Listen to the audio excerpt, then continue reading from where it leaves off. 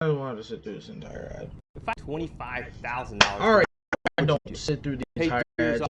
4 minutes. Oh.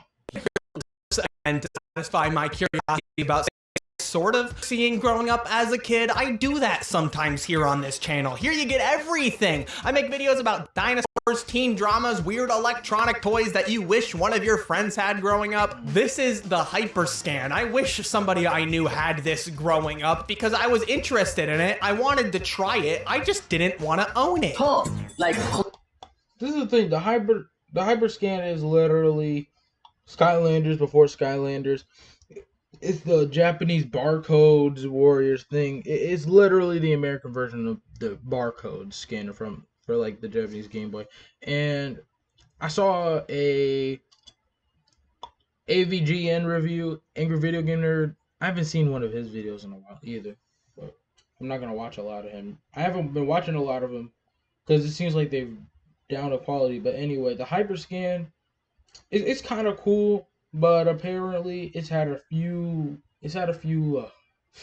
glitches. Apparently, it's been terrible from what I've seen in the AVGN review. There's a lot to go through, but I'm gonna just let the video explain it before I just go over what he missed from the. Like video games to make a truly great game. I was thinking you could combine them. It's a very interesting yet poorly executed video game concept. That's literally, I'm sorry, but I feel like I'm not even trying to be stereotypical, but the Japanese make the best consoles. Seriously. If they made another Nintendo console right now, and it was like this portable PSP, it was like a portable 3DS that could play COD, sign me up. I mean, imagine if they made a console that wasn't the Switch. No, it's not the Switch, but it was still compact enough to make it like I would make a 2DS that could play Call of Duty. I would definitely have that because why not? Because you could have that mini map at the bottom with the screen. I mean, seriously, they gotta do something new with these consoles nowadays. Yes, the Switch was good, but it could have been better. I mean, you could have had a 2DS with a yeah, you could have just had a 2DS that wirelessly connected to like a smaller version of the Wii U. You feel me? Yeah, exactly. A smaller version of the Wii U, but it's not the Switch. Scan. This console featured on-game discs alongside a surface which could interact with electronic cards, which could unlock new features in the game, such as additional characters and power-ups. This thing just sucks, and I hate to say that because I really wanted to say something nice about it because I was really interested in the concept as a kid. Yu-Gi-Oh! Was all the craze. I wanted so badly to play a video game that let me interact with real cards where I could, put my card. They need to start doing that they need to make some Yu-Gi-Oh! Game like that. Or they need to make dual disc games where you can take your actual deck. Like one day I hope they make that, but it would take a long time to process. But once you get your, you just have to scan every individual card on a dual disc. But then it would be worth it because you would just be able to place your card down on the dual disc, and that would just be the future right there. That would just be the future. But a better version of a better future is probably just putting making the LED holographics. Like, what's it called? Black Series had a ping pong table, but this one company made this hologram ping pong net, and it was kind of cool because if the ping pong ball passed through it, it said it was the other person's turn. And that's what I actually like about how that ping pong evolved. It's like not ping pong, but the concept is evolving slowly. But if that concept kept growing, maybe we could have had something better. Who knows? We probably could have had holographic screens like we do see in movies. But no, instead, they were overlooked by the famous Black Series for having physical nets instead of a digital net. But let's get back. Would appear in the game, sort of like the holograms in the show. That's what intrigued me Literally about this Skylanders, concept. And the trading card thing, that's what they were sort of trying to capitalize on as well. It's where collectible card games meet video games. But none of the games are anything like that. In fact, none of the games are even particularly fun. Or fun at all. The problem is, a lot of the games on the HyperScan have an overwhelming majority of their content locked behind the purchase of these cards, which could be purchased in $10 6 randomized card booster packs. It's not like these games were particularly good to begin with, so why would you pay more to play more of the same bad game? The HyperScan wasn't a big success. In fact, it wasn't really any kind of success. It probably lost Mattel a lot of money. But let's talk about it anyways, so that I may make money. For me, the HyperScan was released in 2006. The project was announced shortly after Mattel purchased Radica, a toy maker who made such electronic classics as Scanners and Cube World. Yes. Alright, I have not ever owned a Radica toy, but Mattel back in the day was like that. Transformers, that's it actually. But a lot of toy companies back in the day were in their prime, especially with 2005's kids who play with Ninjago. And I just think we deserve to go back to that point in history. They should come out with reboots. Like back then, they didn't have that many clear Legos were expensive as hell. Freaking the silver Legos were expensive as hell. But nowadays they're popping them out like, I don't know, oil bottles or some shit. Like seriously. What do you call it? I had a Ninjago set. It came with a bunch of gold pieces. Of course, it was for Lloyd. It was a Lloyd vehicle, so it had green and gold pieces. But why were there so many? There were a lot of green gold pieces. There are a lot of different pieces that were rare back then that aren't rare today. The rare ones for today are probably the old ones from back then. Like, it just amazes me on how they've never rebooted a set before. Like, if they rebooted the Death Star with what they have now, you could literally make a genuine,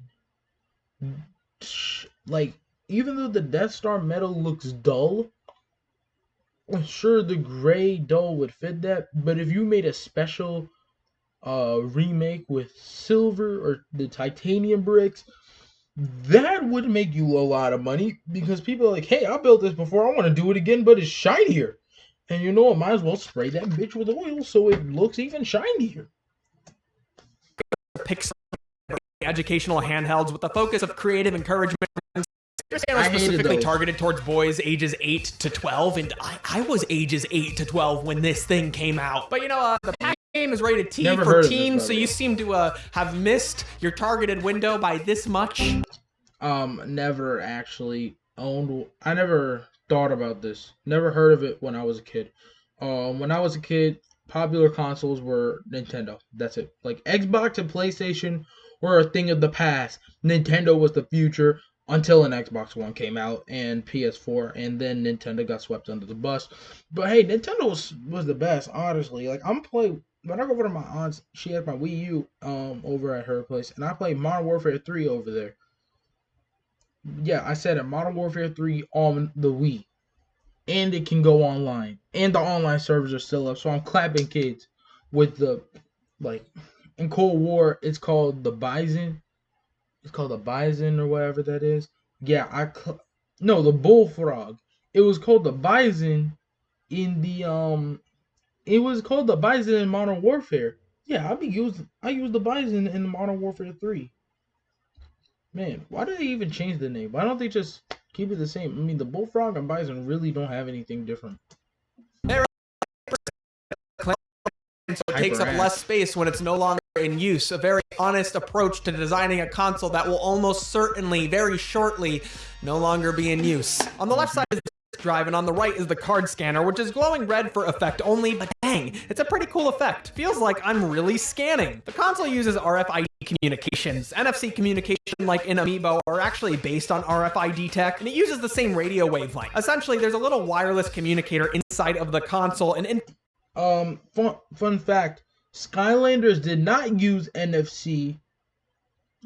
I just want to say, they kind of used they must have used this because back then NFC wasn't exactly a thing because it was still brand new. Even when NFC came out, Skylanders didn't really jump to it. They jumped to what they were using before. The thing is, NFC technology is just to put the character in the game.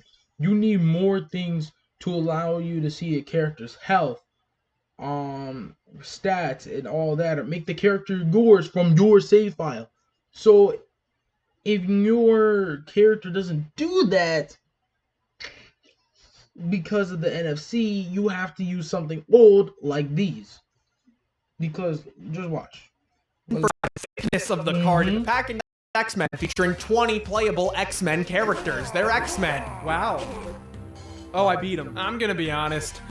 This is not it. The input lag on the controller automatically disqualifies this game from running any fighter. The input lag is just nonsense. I hit a button and the character responds anywhere from instantly to 2 seconds from now. There's also game lag on top of it. The game stutters and buffers, which makes it really hard to get the feeling of your character's recovery time between attacking. Do I get 1 second between a kick or 6 seconds? I don't know. Time is a social construct. The game comes with 6 cards, 2 characters, Wolverine and Lady Deathstroke, 3 ability cards, and a training level card. But additional cards can be purchased for $10 for a randomized 6-card booster pack. I'm sorry, but did I just hear Lady Deathstroke in the fucking X-Men?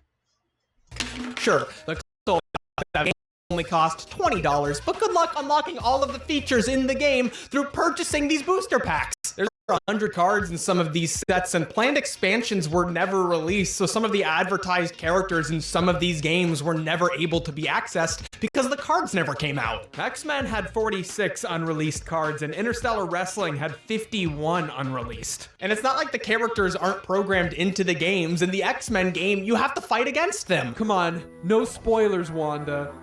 This is, oh, everyone close your eyes. This is spoilers for the last episode of WandaVision. So close your eyes, nobody look. Nobody look, this is exactly how it's gonna go down. With Wolverine, I learned quite quickly that the leg sweep was my move. Sometimes I do hope that,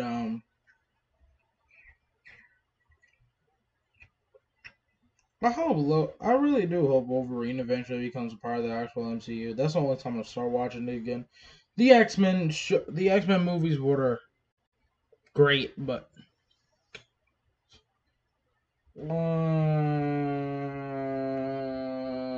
new MCU sucks. I don't know. Like, the new MCU sucks. I want X-Men movies again. Dark Phoenix didn't do so well. Let's hope it can do better with Wolverine. I get bored by so I try to, throw in some stabby stab to change things up, but I'd get punished for losing my faith in the leg sweep. It's not that you can win, you have to win using the leg sweep. The bigger they are, the bigger they fall. I mean, this tournament mode just keeps going. How many characters am I fighting? All 20 of them? If it went along fast, that'd be fine, but this console has horrendous loading times. They do not trust you to not run off with the Wolverine card. If you're gonna play with a character, you gotta verify you still have the character card between every single match. I mean, are they worried I'm gonna run out and sell it? Sell it to who? The rescanning was an advertised part of the cards. Character cards could be permanently upgraded by adding mod cards and by playing the game. You scan in between each match to remember the stat changes made to the X-Men and scan new mods in between. I mean, I know there's a purpose for it, but having to rescan the character card in between each fight on top of the loading times mean there's a really long time between actually getting to play the game. Which, isn't really a bad thing. Do we really want to get back to this? No, let's be thankful we get a break. Thank you, HyperScan, for the long loading times. Hey, by the time I'm done with you, you're gonna be an X-Man, because you're gonna be f***ing dead. Here we got Spider-Man, based on Sam Raimi's Spider-Man movies. You're too late, Spider-Man. It's a standard beat-em-up platformer where you play as Spider-Man. I have to deliver the pizzas, 10 pizzas. I keep swinging around, but I gotta transform back into Peter Parker between deliveries. So many of these games suffer from what I like to call having the player simply repeat the same menial task over and over again for an extended period of time. Just in time, Spider-Man. But everyone's really happy to have their pizza delivered by Spider-Man. Thanks, Spider-Man. Thanks, Mr. Spider-Man. Can I call you Spidey? Thank you. This was a Toys R Us exclusive pack, so it came with an extra card, 7 cards. I got the Spider-Man character card along with suit mods. Hit them with the web fluid, the fly paper, the Black Widow, and the Daddy Longlegs. Oh, which those aren't even spiders. Those are Apillionis. This dude isn't called Apillionis, man. God, horrible mistake. Honestly, the added moves are cool, I guess, in theory, but the game is a lot easier if you just spam the standard punch, so beat it, creep. Why bother scanning the cards if I could beat the game without having to get up to scan a card? I keep sitting down. Is that the best you got? Alright, let's play Ben 10. Into Aliens. Alien 10 is an action platformer that comes with more than 6 cards. 2 aliens. The game should end 2. This game should be on the first season of the show. Energy to scan 1 alien.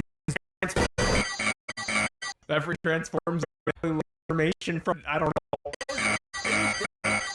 Oh yeah? Who's bad? Diamond Head, my friend. That loading time was bad. It was absolutely just unacceptable. Do better. I mean, the loading becomes a much larger problem here when I have to repeat the stage progress repeatedly because I keep missing this jump early on in the game. Okay. All right. Let me jump. Holy! I pressed the jump button. Come on, I said I could swing on the vines. Holy shit!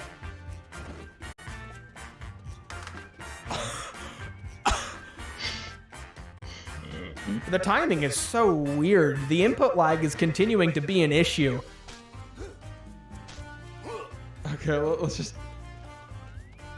Oh! We did it.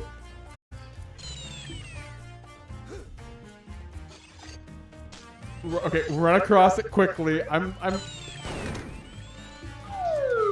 Packed with the game is a Ben card for saving your progress, 2 alien transformations, Heat Blast and Wild Mutt, a help card with Sweet Old Grandpa Max, and 2 mod cards for powering up certain heroes. Some areas of the game can only be accessed by certain aliens. Here we are, our first booster pack. You can see this thing's a little thicker than most booster packs, but it comes with less cards. Oh, cool, I got some maneuver cards along with 2 new aliens, Gray Mask. Pretty cool. The levels are a pretty quick breeze to get through, usually, until I mess up. I mean, just look at the combat in this boss battle. They really just messed that up. Okay, I want to say this. If you ever played a Ben 10 console game, please do not tell me you think it's bad. No. If you ever played a Ben 10 game, period, 3DS, DES, I had 2 Ben 10 games, and Alien Force and a classic. Then my cousin had one for the console. The console one was honestly good, but I like my mobile. It was actually really good. The boss fights were interactive. Think of Dragon Ball boss fights from a game like Ultimate Tenkaichi. Think of that. Please just for a moment and experience this. My health is on the left. You know, this is just perfect gameplay. You know, I can't really tell who's saying "ha" and who's saying "yeah." Yeah, this goes on for nearly 2 minutes straight. The HyperScan runs off a hybrid 16-bit, 32-bit processor, but unlike a lot of more popular consoles that ran off of similar processors, it has 16 megabytes of RAM, so there's not really a one-to-one comparison to be made here in regards to other video game consoles. The graphics are comparable to plug-and-play games from the time, but the worst part is some plug-and-play games had more than 5 games, and how much did they cost? Like 20 to 30 bucks? So how... Of course, plug-and-play games are going to be better than something like the HyperScan. The HyperScan was meant to be an actual console. If I see a... Honestly, probably 20 years from now, we're going to get a PS4 plug-and-play. Like a reboot. You know, like the mini PlayStation 1. Like, I want a mini PlayStation 2 or 3. So I could... So you would get like Budokai Tenkaichi. Like, if there was a Dragon Ball reboot console... And it just had like it had online. You just be playing a reboot version of Budokai 1, 2, and 3, Budokai Tenkaichi. You just have Ultimate Tenkaichi, Freaking, who knows? Maybe they'll put Battle of the Gods, Sagas. I mean, even though Sagas was ass, Revenge of King Piccolo on the when I had it on the Wii at some point. I mean, you never know. How many games did the Hyper? Five released games. The two I don't have are Interstellar Wrestling and Marvel Heroes. I could beat you with my good looks alone. Tired of annoying body odor? Try Scrape Off, the new way of removing odor. But apparently Marvel Heroes was similar to both Spider-Man and Ben 10, which I do have. But there were also unreleased Nickelodeon games announced. Avatar: The Last Airbender, which is advertised on the box, and Nicktoons Sports. Citing my source for that one as Wikipedia, because you, no one's grading this YouTube video. No MLA or... Oh my goodness. I had to do MLA formatting in school recently, and it's kind of a pain when you get something wrong. But I think the biggest thing I think the biggest part about some of these games is, like, the thing is, if your console doesn't have a Nick game and it was not that it was unreleased, not that it wasn't announced in the first place, but if it's unreleased Nick game, then your console is officially complete shit. Every console has had at least one Nickelodeon game, except for like modern day next gen. No, even modern day next gen with the SpongeBob games. Honestly, but they need to bring back what is that? The Attack of the Slime or Attack of the Ooze for like from the Wii, because I had that game and it is fun, let me tell you. Like, one day, if I were to, I would do a Let's Play or something of that.